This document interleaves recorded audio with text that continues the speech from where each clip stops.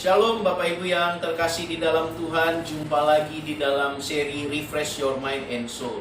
Kita akan terus belajar kebenaran firman Tuhan yang memberikan kekuatan dalam hidup kita untuk kita bisa mengiring Tuhan dengan baik.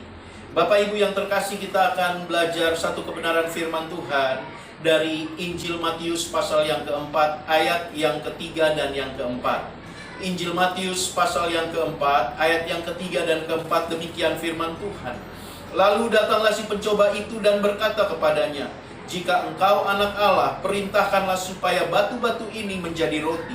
Tetapi Yesus menjawab, "Ada tertulis, manusia hidup bukan dari roti saja, tetapi dari setiap firman yang keluar dari mulut Allah." Bapak Ibu yang terkasih di dalam Tuhan, satu kebenaran firman Tuhan yang harus kita renungkan dalam kehidupan kita, agar hidup kita terus dapat menyenangkan hati Tuhan, khususnya dalam pengiringan kita kepadanya. Firman Tuhan hari ini memberikan kepada kita sebuah pemahaman dan juga menyadarkan kita semua bahwa bukan hanya berbicara tubuh secara jasmani saja yang membutuhkan makanan. Kalau tubuh jasmani saja membutuhkan makanan sehingga tubuh ini dapat menjadi kuat dan juga dapat melakukan aktivitas sebagaimana layaknya sehingga berjalannya kehidupan ini dapat menjadi lebih baik. Begitupun dengan rohani kita.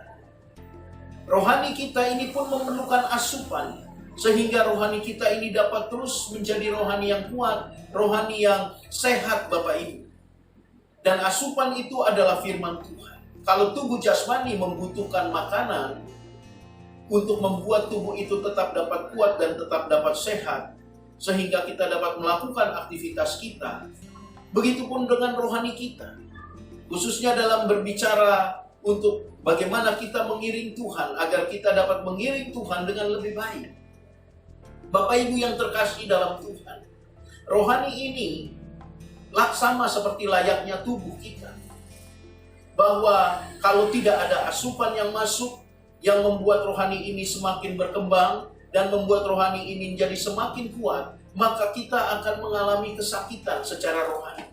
Kesakitan secara rohani ini sangat berbahaya di dalam kehidupan kita sebagai anak-anak Tuhan, karena akan membuat hidup kita dalam mengiring Tuhan senantiasa mengecewakan hati Tuhan. Kita tidak akan pernah dapat menjadi seseorang yang memuliakan Tuhan jika rohani kita sakit. Itu sebabnya firman Tuhan dibutuhkan agar rohani kita tetap dapat kuat, rohani kita tetap sehat, sehingga hidup kita senantiasa mempermuliakan Tuhan. Nah, itu sebabnya Bapak Ibu yang terkasih, mari manfaatkan setiap hari untuk kita duduk diam di kaki Tuhan. Ambil waktu kita merenungkan kebenaran firman itu sebagai sebuah asupan bagi rohani kita. Seseorang yang mengalami sakit secara rohani, secara otomatis akan mempengaruhi hati dan pikiran. Dan ini pun dapat berdampak sangat berbahaya Bapak Ibu bagi kehidupan kita sebagai anak-anak Tuhan. Karena rohani yang sakit akan cenderung mengikuti apa yang menjadi keinginan-keinginan daging dibandingkan apa yang menjadi keinginan Tuhan di dalam hidup kita.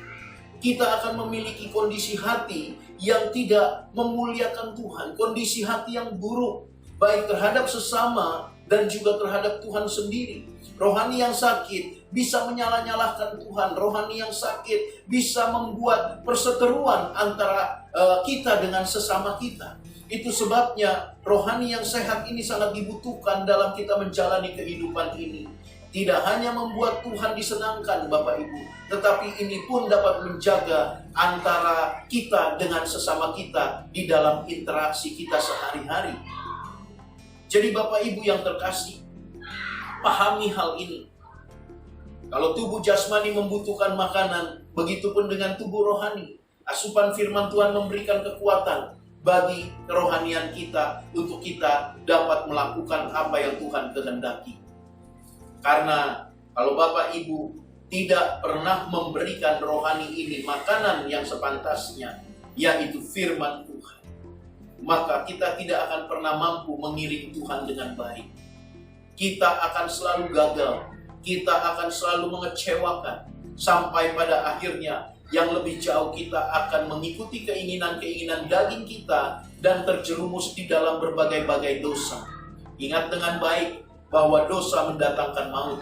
Maka jika keadaan kondisi rohani kita sakit, maka kita pun akan mendapatkan maut sebagai pertaruhannya, karena ujung-ujungnya akan ke arah sana. Itu sebabnya mari sadari hari ini, tetap isi hidup kita, isi rohani kita dengan kebenaran firman Tuhan, yang membuat rohani kita senantiasa kuat, yang membuat rohani kita senantiasa dapat berkenan di hadapan Tuhan, dan hidup kita memuliakannya. Tetap semangat, tetap bersukacita. Tuhan Yesus memberkati.